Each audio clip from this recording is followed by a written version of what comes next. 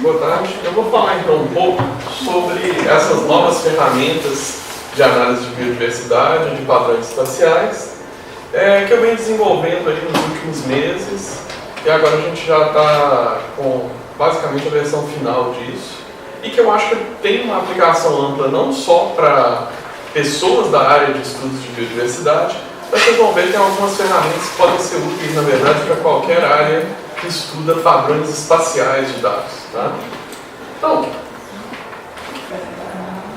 Então a ideia é justamente essa, são esses conjuntos de ferramentas. Eu vou falar um pouco então de como surgiu essa ideia dessas ferramentas e da aplicação delas. Tá?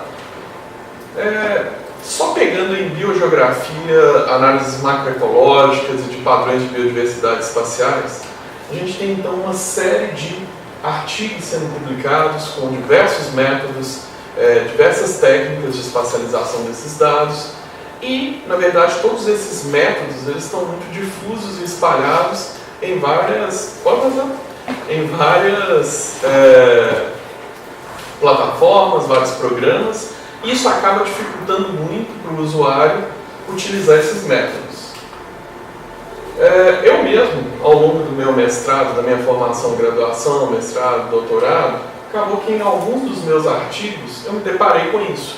Tanto com o fato de ter que utilizar vários programas para desenvolver uma análise, quanto com essa dificuldade técnica mesmo, que era a dificuldade de você pega uma base de dados, você trabalha com ela no Excel, num gerenciador de banco de dados como Access ou qualquer outro.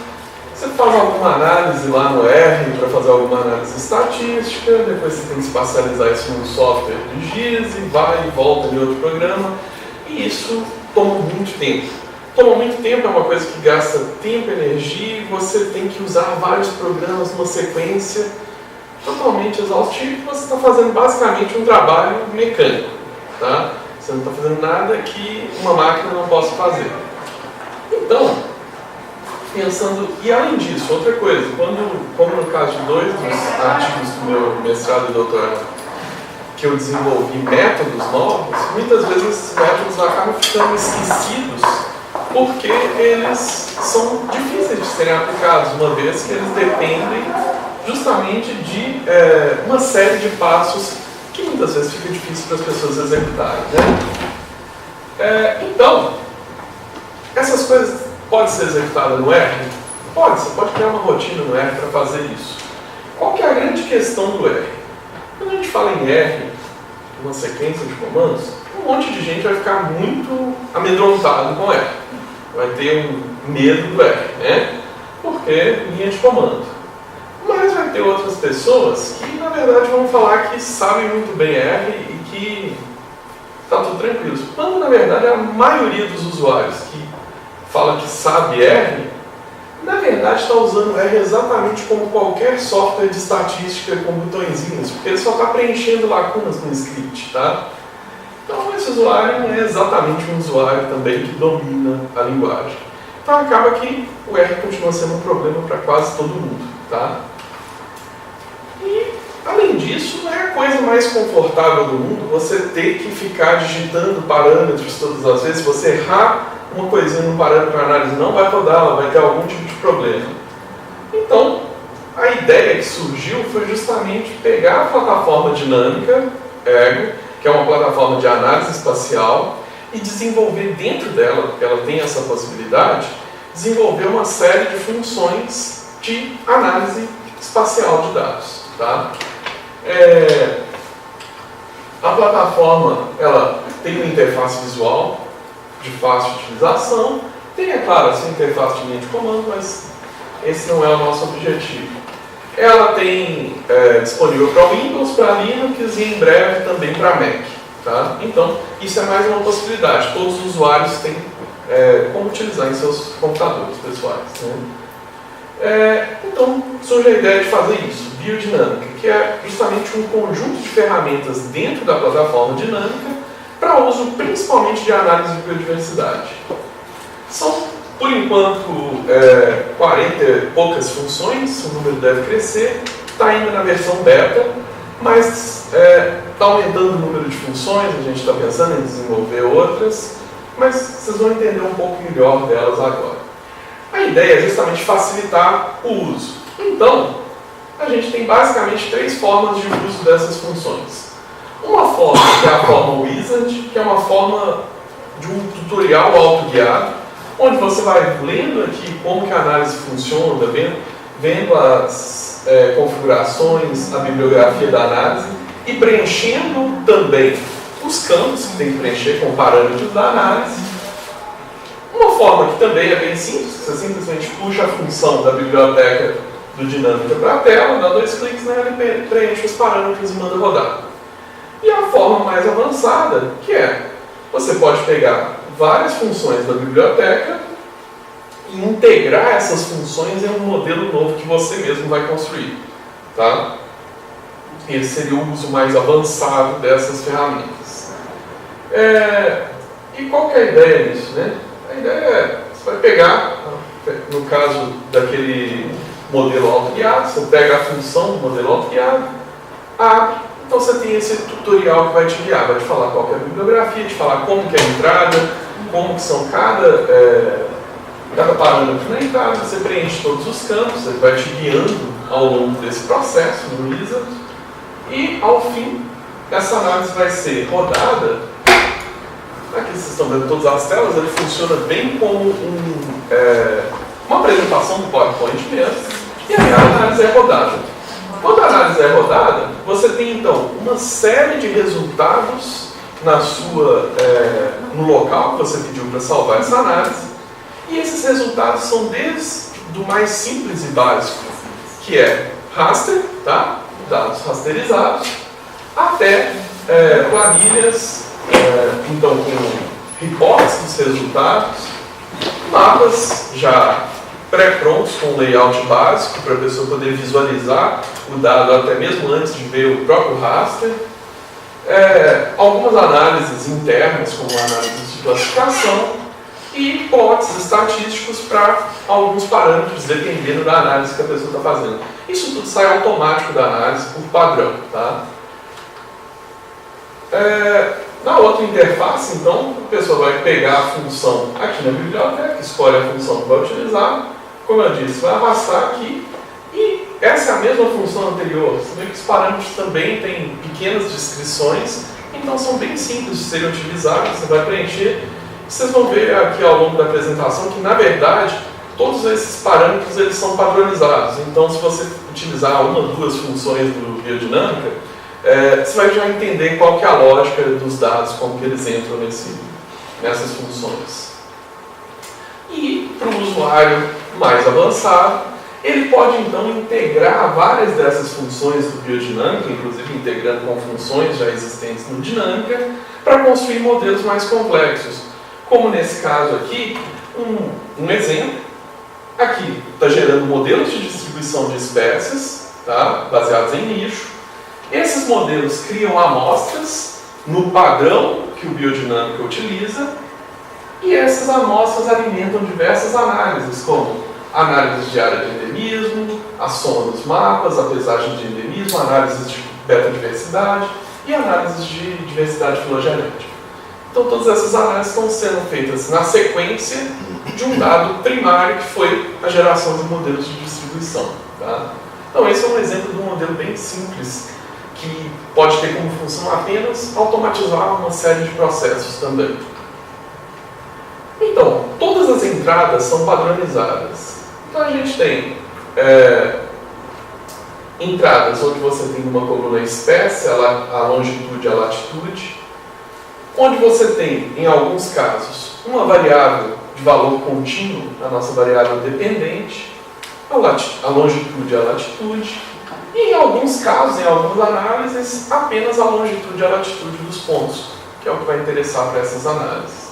Então, tem basicamente só aqueles 3 tipos de entradas de pontos de ocorrência. Para dados filogenéticos, dados evolutivos sobre as espécies, a gente padronizou, a gente utiliza um formato específico, que é o TRE, de dados filogenéticos, de árvores filogenéticas. Só que a gente faz uma coisa, a gente automatiza alguns passos nisso. Quando você vai fazer uma análise de biodiversidade analisando padrões evolutivos, padrões filogenéticos, o que acontece? Essa árvore aqui que representa a evolução das espécies, ela muitas vezes não vai ter todas as espécies que você tem nos seus pontos, ou vai ter, na verdade, vários pontos que não estão representados na árvore. Isso é feito automaticamente aqui. Variáveis ambientais aqui são todas no formato GeoTIFF, também padronizado, tá? Então todos sempre vai ter o mesmo padrão, então isso facilita a utilização das funções.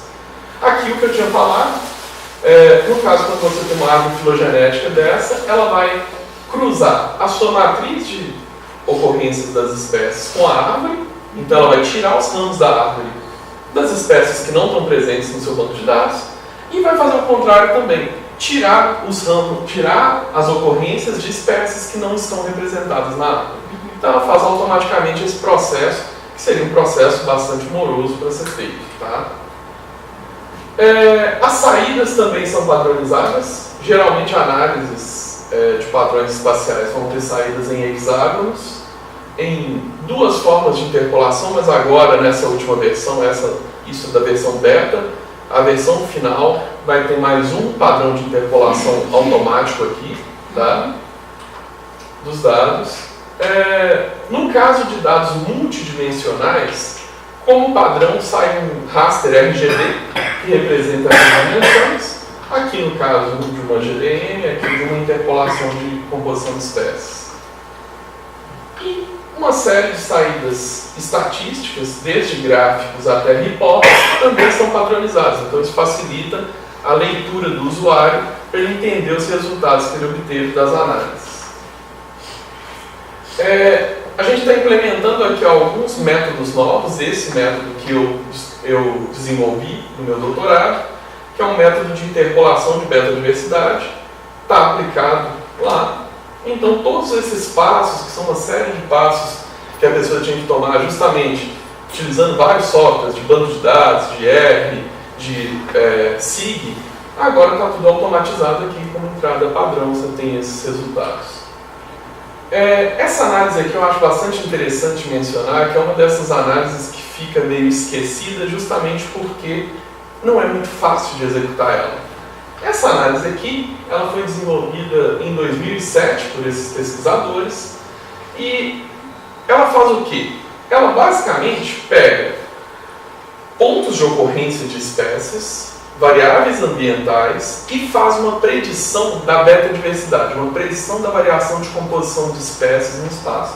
Então, essa variação de cor aqui, ela representa a variação de composição de espécies, quais espécies ocorrem em cada local. Essa análise, ela ficou basicamente esquecida, a gente tem meia dúzia de papers com ela, tá? Uma análise muito interessante, mas por que ela ficou tão esquecida? Ela existe em um único pacote do R disponível e não é exatamente uma das análises mais fáceis de você rodar no R, tá? E agora ela está aqui nesse formato bem mais fácil, bem mais simples de rodar. Inclusive a gente implementou, justamente a gente pega os pontos, utiliza variáveis preditoras ambientais e tem então essa predição da beta-diversidade, da composição de espécies. Aqui um exemplo de um trabalho, inclusive de pesquisadores brasileiros, que utilizou isso para prever áreas aqui de composição única na Mata Atlântica. Uma outra possibilidade interessante foi quando surgiu esse artigo aqui de 2014, que sugeriu utilizar essa análise para fazer predição de padrões de beta-diversidade, ou seja, composição, mas filogenética, composição evolutiva. Foi uma proposta interessante, foi o único trabalho que utilizou essa proposta, que propôs e utilizou no próprio trabalho, ninguém mais utilizou. Agora está disponível aqui também, de forma bem mais simples para ser utilizada. Além disso, uma coisa que ficava meio implícita nessa análise, existia a possibilidade de ser feito, mas ninguém nunca fez, se você está modelando beta-diversidade, modelando composição de espécies, e você está usando como preditor variáveis ambientais, você pode projetar isso para um outro cenário, seja um cenário passado, seja um cenário futuro. Ninguém fez isso ainda, mas agora já está implementado aqui essa possibilidade. E mais, como saída padrão dessa possibilidade de projeção, você tem esse mapa aqui, que é o mapa de mudança de beta-diversidade. Ele te mostra o quanto a composição de espécies vai mudar ou mudou de um dado cenário para o outro. Tá? Outra análise que tem um papel muito importante para entendimento de processos evolutivos e para conservação de biodiversidade é essa análise aqui, que é o endemismo filogenético, que foi um índice que foi desenvolvido bem recentemente. Eu não estou com a data aqui, não estou vendo, mas ele tem menos de 5 anos, se eu não me engano, esse índice. E esse índice vem sendo utilizado, pouco, mas vem sendo, mas ele é um dado muito relevante para análises, principalmente de conservação. E a gente implementou aqui também essa análise, que antes estava disponível, na verdade nem estava disponível no R, estava disponível apenas se a pessoa escrevesse o script no R para fazer a análise. Estava disponível apenas a fórmula, né, da análise. Modelo de distribuição de espécies, que talvez seja o que a maioria de vocês conhecem, que é o que é mais amplamente utilizado. Aqui está implementado com 15 algoritmos. Então, só para ter uma ideia, esses modelos eles usam pontos de ocorrência, variáveis preditoras. Por meio de um algoritmo e de uma série de algoritmos, ele vai gerar um nicho modelado e projetar isso espacialmente. Tá? Aqui a gente incluiu, por enquanto, 15 algoritmos para realizar essa análise. A previsão é que depois a gente coloque mais algoritmos disponíveis. Então, como saída padrão, vocês vão ter os mapas de adequabilidade ambiental, saídas estatísticas com todas as métricas estatísticas de validação que estão disponíveis. Já pegando alguns dos problemas que usualmente ocorrem em modelagem de distribuição, um dos maiores, que já está ressaltado no artigo desde 2006, se eu não me engano, mas que as pessoas continuam deixando para lá, né, é um problema muito grave de que, quando você vai modelar espécies, o tamanho da sua área de estudo influencia nos resultados, principalmente por causa de pseudo-ausências ou background, dependendo da análise. Aqui a gente implementou uma forma onde você pode colocar uma lista de espécies para ser modelada, com, sei lá, 1.000, 10.000 espécies. Elas vão ser modeladas, só que cada espécie vai ter uma área de estudo diferente, que é um buffer ao redor dos pontos da espécie. Então isso maximiza os resultados, diminuindo erros causados por pseudo-ausências em locais que não têm sentido. Outra função bastante útil aqui é essa de interpolação de dados filogenéticos. Então, você fornece uma árvore evolutiva e ele vai te mostrar esse padrão no espaço. Então, fica mais fácil de visualizar eventos evolutivos que aconteceram no espaço geográfico. Aqui uma outra que é bem específica para biólogos mesmo, tá? Essa não é útil para todo mundo, na verdade, mas que é uma análise onde você pode pegar dados de vetores, no caso aqui vetores morfométricos, tá? Da morfologia da espécie, e espacializar essa morfologia no espaço. Então você vai entender como que, dentro de uma entidade, no caso aqui um complexo de espécies, como que essa morfologia, isso é uma genitália de uma aranha macho, isso é uma genitália de uma aranha fêmea, como que isso está mudando no espaço ao longo, e isso dá para entender e explicar tanto padrões evolutivos quanto entender limites de espécies. Tá? Isso aqui, como uma utilidade maior para conservação, a gente tem então a análise de mínimo polígono convexo, que é muito utilizada como métrica de conservação, está disponível aqui, você coloca os pontos, ele calcula, ou você dá para ele mapas de distribuição de espécies que podem ser modelados, e ele vai calcular também a área desses mapas. Ele calcula a área tanto disso quanto desses polígonos que ele também gera. Isso aqui já é uma análise que é mais útil talvez para todos, não só biólogos e não biólogos. Análises de ordenação. Eu vou pegar aqui como exemplo o PCA, mas tem disponível algumas outras aqui.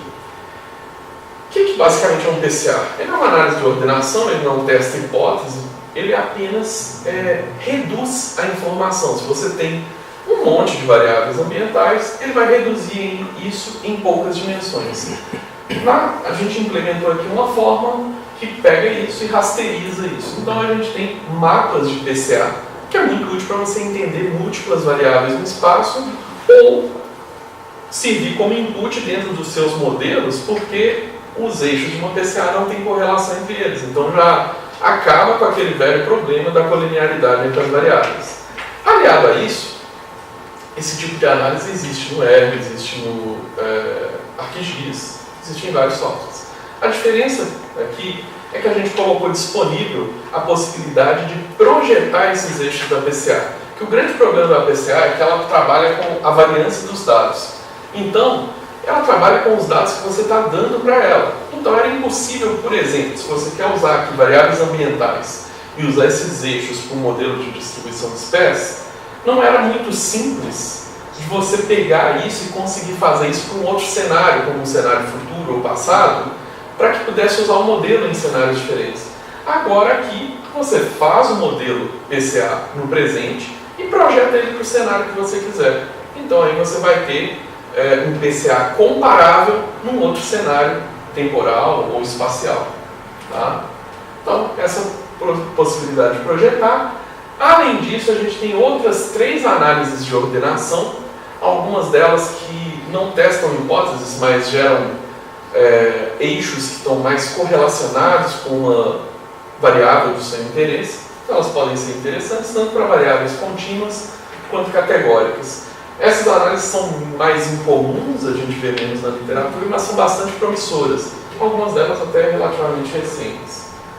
Uma outra análise que é muito recente, foi utilizada até hoje em um único artigo que saiu na Nature há uns 4, 5 anos atrás, mas que é uma análise muito poderosa, que é essa análise do cluster de variância. O que essa análise faz? Ela analisa a correlação entre variáveis, que podem ser variáveis numéricas, de valores contínuos, categóricos, e o melhor de tudo, quando ela gera os agrupamentos das variáveis, para te falar, por exemplo, que de todas essas variáveis aqui, elas são tão correlacionadas entre si que eu posso pegar qualquer uma, ela consegue eleger qual dessas variáveis é a melhor escolha para eu minimizar a perda de informação quando eu estou descartando as outras. Então é uma análise bem interessante, está disponível aqui também. Interpoladores, que são amplamente úteis, eu acho que para todos aqui, e acho que de todas as áreas, né, que trabalham com dados espaciais, vai estar disponível o Spline, um interpolador bem simples, né? A krigagem simples, que também é uma das interpolações tradicionais, krigagem ordinal, IDW e Nearest Neighbor, que é uma menos conhecida, uma interpolação mais simples, mas que tem resultados muito bons. Consigo pôr covariável também? Isso eu vou mostrar agora. Agora, outros interpoladores que utilizam covariáveis, variáveis para predizer esses padrões da interpolação, a gente tem o GLM, então o modelo generalizado linear, a gente pode pegar pontos, variáveis preditoras e projetar o valor da sua variável dependente lá. SAR, que é Spatial Autoregressive, esqueci o R aqui, mas modelo autoregressivo, tá? Espacial. Ele também utiliza variáveis preditoras. E krigagem universal e co-krigagem, onde eu também utilizo variáveis preditoras. Então aqui interpolações que têm uma capacidade preditiva baseada em variáveis preditoras, tá? Isso aqui é muito útil, principalmente nesses casos onde as lacunas de dados são muito grandes, tá? E você tem boas evidências de que outras variáveis possam predizer esses valores. Mas para Spline não? Para Spline não. Além disso, uma outra coisa que é de amplo uso, acredito que para muitos, são as classificações de imagem ou classificações de raster, tá? Porque isso não se restringe à imagem de satélite, se restringe a qualquer tipo de informação espacial. Aqui a gente disponibilizou 3 formas de classificação não supervisionada, então eu simplesmente falo quantas classes eu quero e a análise vai determinar essas classes. E essas vão desde as mais simples como k-means, tá? E tem uma lógica muito básica e acaba tendo, por isso, resultados menos precisos. Claro que é Cluster of Large Applications, é uma análise mais voltada para Big Data, e ela é muito poderosa porque ela consegue identificar muito bem a separação entre os valores de múltiplas dimensões, tá? E Random Forest. Então são 3 análises de classificação não supervisionada que podem ser muito úteis tanto para dados biológicos quanto dados não biológicos. E a vantagem delas, até para a classificação de imagem de satélite, é a análise exploratória dos dados também. Você pode descobrir classes que naturalmente existem e que talvez não estejam em mente. Por enquanto, então, todas essas análises, se eu falei só algumas aqui, são 45, se eu não me engano, até agora, estão disponíveis na página do Dinâmica, na minha página pessoal também está disponível para download a versão beta, então essa ainda não é a versão final. Essa versão ainda está causando um pouquinho de lentidão no Dinâmica, mas está sendo resolvido. E no início, na verdade no meio de agosto, curso de Dinâmica, tá? E na sequência o curso do Biodinâmica. Tá? Aí aqui tem já o endereço, o e-mail para contato, mas se vocês quiserem também tem na página. Quais são as datas? As datas são, vou olhar aqui, porque não está dando para ler, do dia 6 ao dia 10 de agosto, o de Dinâmica, tá? E do dia 13 a 15, o do Biodinâmica, o curso aqui. Quem se interessar tem que mandar um e-mail com uma carta falando o que você quer fazer, tá? É bem simples. Para treinamento.dinâmica@gmail.com, tá? Até o dia 15/7, tá? A carta. Então, isso aqui foi mais assim, uma ideia de dar uma pincelada geral desse Biodinâmica, de como que ele funciona e explicar um pouco também da aplicação dele, tá? A principal ideia dessas funções são realmente simplificar a vida do usuário para ele poder rodar essas análises de forma mais simples e automatizada. E se o usuário, principalmente por isso que é muito bom quem tiver interesse em utilizar, fazer o curso do Dinâmica também, porque você vai usufruir mais do Biodinâmica. Porque, por exemplo, você pode criar rotinas no Dinâmica para rodar de forma automática, vamos supor, uma mesma análise várias e várias vezes para vários conjuntos de dados, simplesmente interagindo com poucas funções lá, você cria uma repetição e pode fazer uma análise sequencial disso. Então tá, obrigado pessoal.